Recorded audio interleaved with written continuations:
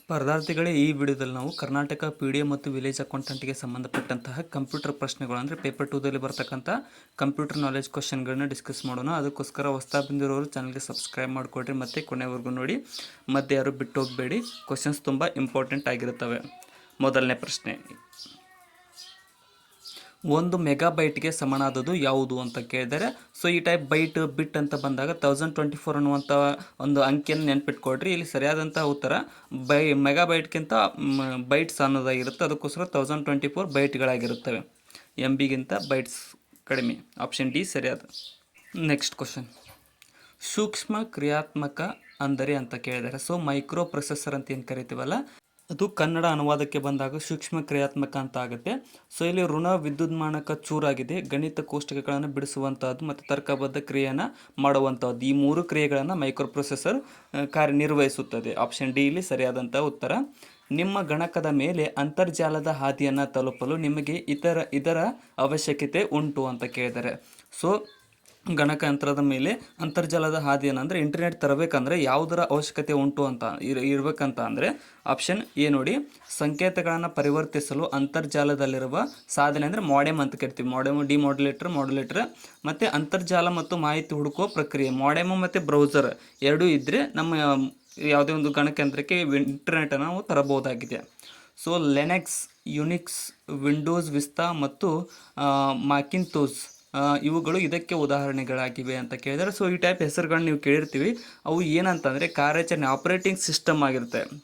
ಇವೆಲ್ಲವುಗಳು OSಗಳಾಗಿವೆ, operating ಸಿಸ್ಟಮ್ಗಳು.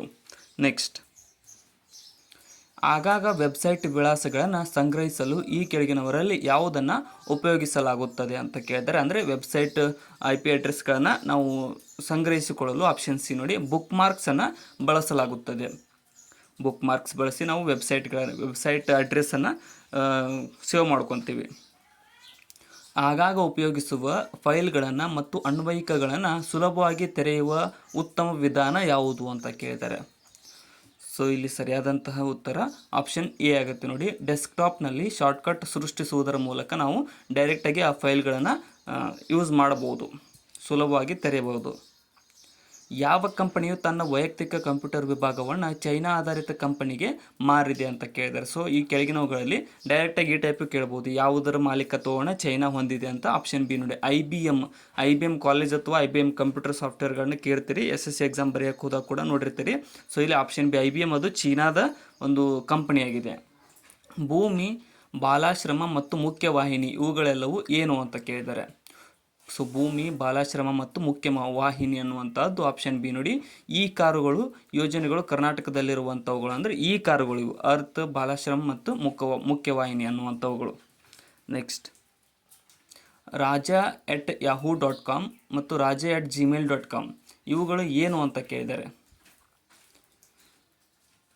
ಇಲ್ಲಿ ಸರಿಯಾದಂಥ ಉತ್ತರ ಆಪ್ಷನ್ ಬಿ ನೋಡಿ, ಇಮೇಲ್ ಸೇವೆ ಸಂಸ್ಥೆಗಳು ಉಚಿತವಾಗಿ ಆರಂಭಿಸಿರುವ IDಗಳು ಒಬ್ಬರಿಗೇನೆ ಸಂಬಂಧಿಸದೇ ಇರಬಹುದು ಅಂದರೆ ಇವರು ಒಬ್ಬರಿಗೆ ಇರ್ಬೋದು ಅಥವಾ ಬೇರೆದವ್ರಿಗೆ ಹೆಸರೇನು ಬೇರೆ ಟೈಪ್ ಇಟ್ಕೋಬೋದಲ್ಲ.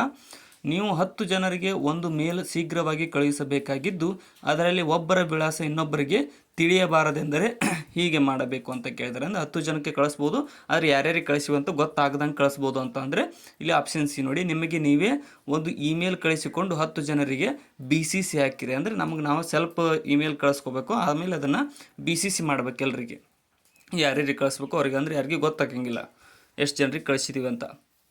PDF ಅಟ್ಯಾಚ್ಮೆಂಟನ್ನು ತೆರೆಯಲು ಯಾವ ಸಾಫ್ಟ್ವೇರ್ ಉಪಯೋಗಿಸಬೇಕು ಅಂತ ಕೇಳಿದರೆ.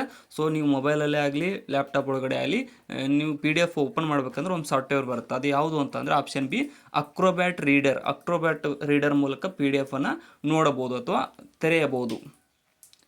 ನೆಕ್ಸ್ಟ್, ಯಾವಾಗ ನಾವು ಇತರರಿಗೆ ಕಳುಹಿಸಿದ ಇಮೇಲ್ ಬೌನ್ಸ್ ಆಗುತ್ತದೆ ಅಂದರೆ ಕಳಿಸಿದ ಇಮೇಲ್ ಹೋಗಂಗಿಲ್ಲ, ವಾಪಸ್ ನಮಗೆ ಬರುತ್ತೆ ಅಂತ. ಇಲ್ಲಿ ಸರಿಯಾದಂಥ ಉತ್ತರ ಆಪ್ಷನ್ ಡಿ ನೋಡಿ, ಇಮೇಲ್ ವಿಳಾಸ ಸರಿ ಇಲ್ಲದಿದ್ದಾಗ, ಸ್ವೀಕರಿಸಿದವರ ಇಮೇಲ್ ಬಾಕ್ಸ್ ತುಂಬಿರುವಾಗ ಮತ್ತು ಸ್ವೀಕರಿಸುವವರ ಮೇಲ್ ಸರ್ವರ್ ಕೆಲಸ ಮಾಡದಿರುವಾಗ ಈ 3 ಕಡೆ ಇಮೇಲ್ ಬೌನ್ಸ್ ಆಗುತ್ತೆ. ವರ್ಡ್ ಡಾಕ್ಯುಮೆಂಟ್ನಲ್ಲಿ ಕಡತವನ್ನು ಬೆರಳಚ್ಚು ಮಾಡುವಾಗ ನೀವು ಕೆಂಪು ಗಂಗುರದ ಗೆರೆ ಕಂಡರೆ ನೀವು ಏನು ಮಾಡ್ತೀರಿ ಅಂತ ಕೇಳಿದ್ದಾರೆ. ಅಂದರೆ ಡಾಕ್ಯುಮೆಂಟ್ ಕಡತ ಮಾಡುವಾಗ ಆಪ್ಷನ್ ಬಿ ನೋಡಿದು ಏನು ಮಾಡ್ತೀವಿ, ಕಾಗುಣಿತವನ್ನು ಪರೀಕ್ಷಿಸಿ. ಕೆಂಪು ಅಂದರೆ ರೆಡ್ ಲೈನ್ಸ್ ಏನಾದರೂ ಬಂತಂದರೆ ಕಾಗುಣಿತ ಮಿಸ್ಟೇಕ್ ಐತೆ ಅಂದಂಗೆ ಅದರಲ್ಲಿ. ನೆಕ್ಸ್ಟ್, ದೊಡ್ಡ ದೊಡ್ಡ ಡಾಕ್ಯುಮೆಂಟನ್ನು ಟೈಪ್ ಮಾಡಿದ ನಂತರ ನೀವು ನಡುವಿನ ಒಂದು ಪದವನ್ನು ಶೀಘ್ರವಾಗಿ ನೋಡಲು ಅಥವಾ ಹುಡುಕಲು ನೀವು ಈ ಕೀಲಿಗಳನ್ನು ಉಪಯೋಗಿಸಬಹುದು ಅಂತ ಕೇಳಿದ್ದಾರೆ. ಅಂದರೆ ಜಾಸ್ತಿ ದೊಡ್ಡ ಡಾಕ್ಯುಮೆಂಟ್ ಇದ್ದಾಗ ನಡುವೆ ನಮಗೆ ಏನಾದರೂ ಟೈಪ್ ಮಾಡಬೇಕು ಅಥವಾ ಎಡಿಟ್ ಮಾಡಬೇಕಂತ ಅನಿಸಿದರೆ ಆಪ್ಷನ್ ಬಿ ನೋಡಿ, Ctrl+F ಕೀಲಿಗಳನ್ನು ಒಟ್ಟಿಗೆ ಒತ್ತಿದೆ. Ctrl+F ಒತ್ತಿದರೆ ಎಡಿಟ್ ಬರುತ್ತೆ ನಮಗೆ. ಅದರಲ್ಲಿ ಸರ್ಚನ್ನು ಮಾಡ್ಬೋದು ಅದರಿಂದ. Shortcut key Ctrl+F. ನೆಕ್ಸ್ಟ್, ಇನ್ನು ವರ್ಡ್ ಅಪ್ಲಿಕೇಶನ್ನಿಂದ ಡಾಕ್ಯುಮೆಂಟನ್ನು ಇಮೇಲ್ ಮಾಡಬೇಕಾದಲ್ಲಿ ಏನು ಮಾಡಬೇಕಾಗುತ್ತೆ? ವರ್ಡ್ ಅಪ್ಲಿಕೇಶನ್ನಿಂದ ಡಾಕ್ಯುಮೆಂಟನ್ನು ಮೇಲ್ ಮಾಡಬೇಕಾದಲ್ಲಿ ಇಲ್ಲಿ ಆಪ್ಷನ್ ಎ ನೋಡಿ, ಫೈಲ್ಗೆ ಹೋಗಿ ಸೆಂಡ್ ಟು ಮಾಡಿ ಮತ್ತು ಮೇಲ್ ರೆಸಿಪಿಯೆಂಟ್ ಮಾಡಿರಿ ಅಂತ ಕೇಳಿದ್ದಾರೆ. Option A ಸರಿಯಾಗುತ್ತೆ. ಸ್ಪ್ರೆಡ್ಶೀಟ್ನ 7 ಮತ್ತು 8ನೇ ಸಾಲಿನ ನಡುವೆ ಮತ್ತೊಂದು ಸಾಲನ್ನು ಸೇರಿಸಿದಾಗ ಏನಾಗುತ್ತದೆ? 7 ಮತ್ತು 8 ಅಂತ ಸೀರಿಯಲ್ ನಂಬರ್ ಇರ್ತಾವೆ. ಸೊ ಅದ್ರ ಇನ್ನೊಂದು ಸಾಲನ್ನ ಸೇರಿಸ್ಬೇಕಂದ್ರೆ ಸೇರಿಸಿದ್ರೆ ಏನಾಗುತ್ತೆ ಅಂದರೆ ಆಪ್ಷನ್ ಡಿ 8ನೇ ಸಾಲು ಆಗಿರುತ್ತೆ. ನಡಬರ್ಕ್ ಸೇರಿಸಿದ್ರು ಅದರ ನಂಬರ್ 8 ಆಗುತ್ತೆ. ಆಪ್ಷನ್ ಡಿ ಇಲ್ಲಿ ಸರಿಯಾದ ಉತ್ತರ. 75% ಎಂಬುದನ್ನು A5 ಸೆಲ್ನಲ್ಲಿ ನಮೂದಿಸಲು ನೀವು ಮಾಡಬೇಕಾದದ್ದು ಏನು ಅಂತ ಕೇಳಿದ್ದಾರೆ. 75% ಸೆಲ್ನಲ್ಲಿಗೆ ಇಡಬೇಕಂತ ಅಂದರೆ ಸರಿಯಾದಂತಹ ಉತ್ತರ ಆಪ್ಷನ್ ಸಿ ನೋಡಿ, A5ನಲ್ಲಿ 0.75 ಟೈಪ್ ಮಾಡಿ ನಂತರ ಪರ್ಸೆಂಟೇಜ್ ಚಿಹ್ನೆ ಒತ್ತಬೇಕಾಗುತ್ತೆ. ಸೊ 75% ಬರುತ್ತೆ. ಆಪ್ಷನ್ ಸಿ ಸರಿಯಾಗಿದೆ. ಸೊ ಇನ್ನೂ ಯಾರು ಸಬ್ಸ್ಕ್ರೈಬ್ ಮಾಡಿಲ್ಲ ಸಬ್ಸ್ಕ್ರೈಬ್ ಮಾಡಿಕೊಡ್ರಿ, ಮತ್ತು ಕೊನೆವರೆಗೂ ನೋಡಿ. ಕ್ವಶನ್ಸ್ ಇದೇ ಟೈಪ್ ಬರ್ತಾವೆ ಎಕ್ಸಾಮ್ದಲ್ಲಿ. ಇನ್ನು A1 ಸೆಲ್ನಲ್ಲಿ ಜನವರಿ 15 ಎಂದು ಟೈಪ್ ಮಾಡಿ A5ವರೆಗೆ ಎಳೆದಾಗ ನಿಮಗೆ ಇದು ಸಿಗುತ್ತದೆ. ಅಂದರೆ A1 ಒಳಗಡೆ ಜನವರಿ 15 ಅಂತ ಟೈಪ್ ಮಾಡಿ A5 ಮಟ ಎಳೆದ್ರೆ ನಾವು ಅದನ್ನು ಏನು ಸಿಗುತ್ತೆ ಅಂತಂದರೆ ಆಪ್ಷನ್ ಏನು ನೋಡಿ, ಜನವರಿ 15, ಫೆಬ್ರವರಿ 15, ಮಾರ್ಚ್ 15, ಏಪ್ರಿಲ್ 15, ಮೇ 15. ಅಂದರೆ ಪ್ರತಿ ತಿಂಗಳ 15 ಡೇಟ್ಗಳು ಟೈಪ್ ಆಗ್ತಾ ಬರುತ್ತೆ. ಸೊ ಡ್ರ್ಯಾಗ್ ಮಾಡಿದರೆ ನಾವು. ನೆಕ್ಸ್ಟ್, ಎಕ್ಸೆಲ್ ಸೀಟ್ ಯೂಸ್ ಮಾಡೋರಿಗೆ ಗೊತ್ತಿರುತ್ತೆ ಇದು. ನೀವು ಗೊತ್ತಿರಲಿಲ್ಲ ಅಂದರೂ ನೋಡಿಕೊಡ್ರಿ ಕರೆಕ್ಟಾಗಿ. ಶೀಘ್ರವಾಗಿ ಒಂದು ಸಾಲಿನ ಕಾಲಮ್ನ ಸಂಖ್ಯೆಗಳ ಮೊತ್ತವನ್ನು ಪಡೆಯಲು ಕಾಲಮ್ ಕೆಳಗಿರುವ ಸೆಲ್ಲನ್ನು ಒತ್ತಿದ ನಂತರ ಏನಾಗುತ್ತದೆ? ಏನು ಮಾಡಬೇಕಂತ ಅಂದರೆ ಆಪ್ಷನ್ ಸಿ ನೋಡಿ, ಸ್ಟ್ಯಾಂಡರ್ಡ್ ಟೂಲ್ ಬಾರ್ನಲ್ಲಿರುವ ಆಟೋಝೂಮ್ ಒತ್ತಿ ನಂತರ ಎಂಟರ್ ಒತ್ತಬೇಕು. ಒತ್ತಿದರೆ ನಾವು ಶೀಘ್ರವಾಗಿ ಒಂದು ಸಾಲಿನ ಕಾಲಮ್ ಸಂಖ್ಯೆಗಳ ಮೊತ್ತವನ್ನು ಪಡ್ಕೊತೀವಿ, ಸಿಗುತ್ತದೆ ನಮಗೆ. ನೆಕ್ಸ್ಟ್,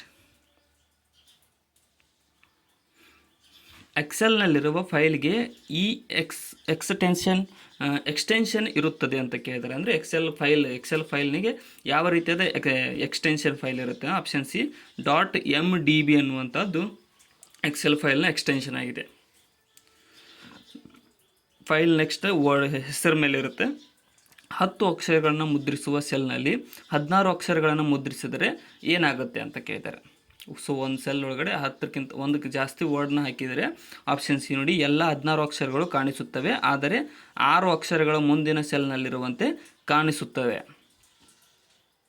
10ರೊಳಗೆ 6 ಇದ್ದರೆ ನೆಕ್ಸ್ಟ್ ಸೆಲ್ಲಿಗೆ ಹೋಗ್ತಾವೆ 6 ಅಕ್ಷರ. ಇನ್ನು ಪವರ್ ಪಾಯಿಂಟ್ ಪ್ರೆಸೆಂಟೇಷನ್ಗಳು ಇವುಗಳಿಂದ ಮಾಡಲ್ಪಟ್ಟಿದೆ. PPTಗಳು ಯಾವುದರಿಂದ ಮಾಡಲ್ಪಟ್ಟಿದೆ ಅಂದರೆ ಆಪ್ಷನ್ ಡಿ ಸ್ಲೈಡ್ಸ್ ಮುಖಾಂತರ PPT ಮಾಡಿರ್ತದೆ. ಯಾಕಂತಂದ್ರೆ ನೀವು ಟೈಪ್ ಮಾಡೋದು ನೋಡಿರ್ಬೇಕು, ನೆಕ್ಸ್ಟ್ ಸ್ಲೈಡ್ ನಿಮ್ಗೆ ಬರುತ್ತಲ್ಲ ಆ ರೀತಿಯಾಗಿ.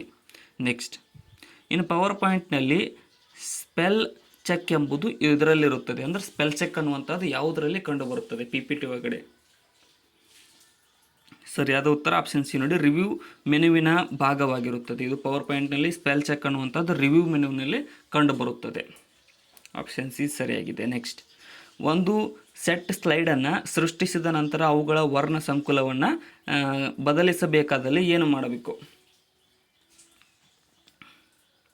ಆಪ್ಷನ್ ಬಿ ನೋಡಿ, ಏನು ಮಾಡೋದು, ಡಿಸೈನ್ ಟೆಂಪ್ಲೇಟ್ಸ್ನಿಂದ ವರ್ಣ ಸಂಕುಲವನ್ನು ಆಯ್ದುಕೊಳ್ಳಬಹುದು ನಾವು ಕಲರ್ ಕಾಂಬಿನೇಷನ್ ಬದಲಿಸಬೇಕಾದಲ್ಲಿ. ಪವರ್ ಪಾಯಿಂಟ್ ಪ್ರೆಸೆಂಟೇಷನ್ನಲ್ಲಿ ಸ್ಲೈಡ್ ಸಂಖ್ಯೆಗಳು ಏನಾಗಿರುತ್ತವೆ? PPT ಒಳಗಡೆ ಸ್ಲೈಡ್ ಪ್ರೆಸೆಂಟೇಷನ್ ಹೆಂಗಿರುತ್ತೆ? ಸರಿಯಾದಂತಹ ಉತ್ತರ ಆಪ್ಷನ್ ಸಿ ನೋಡಿ, ಫುಟರ್ ಆಯ್ಕೆಯ ಮೂಲಕ ಸ್ಲೈಡ್ಗಳಿಗೆ ಸೇರಿಸಬಹುದು. ನಾವು ಪವರ್ ಪಾಯಿಂಟ್ ಪ್ರೆಸೆಂಟೇಷನ್ದಲ್ಲಿ ಫುಟರ್ ಮೂಲಕ ನಾವು ಸ್ಲೈಡ್ಗಳಿಗೆ ಸಂಖ್ಯೆಗಳನ್ನು ಸೇರಿಸಬಹುದು. ಸೊ ಇಲ್ಲಿಗೆ ಇವತ್ತಿನ ಕಂಪ್ಯೂಟರ್ ನಾಲೆಜ್ ಪ್ರಶ್ನೆಗಳು ಮುಕ್ತಾಯಗೊಂಡಿದ್ದಾವೆ. ಕೊನೆಯವರೆಗೂ ನೋಡಿದ್ದಕ್ಕೆ ಎಲ್ರಿಗೂ ಧನ್ಯವಾದಗಳು. ಮುಂದಿನ ವಿಡಿಯೋದಲ್ಲಿ ಇದಕ್ಕಿಂತ ಇಂಪ್ರೂವೈಸ್ಡ್ ಪೆನ್ ಯೂಸ್ ಮಾಡ್ತೀನಿ. ಅದಕ್ಕೋಸ್ಕರ ಹೊಸ ಬಂದಿರೋರು ಚಾನಲ್ಗೆ ಸಬ್ಸ್ಕ್ರೈಬ್ ಮಾಡಿಕೊಡ್ರಿ. ಮತ್ತು ನೆಕ್ಸ್ಟ್ ನಮ್ಮ ಇಂಪಾರ್ಟೆಂಟ್ ಆದಂಥ ವಿಡಿಯೋಸ್ ಬರೋವರೆಗೂ ಕಾಯ್ತಾ ಇರಿ. Thank you so much.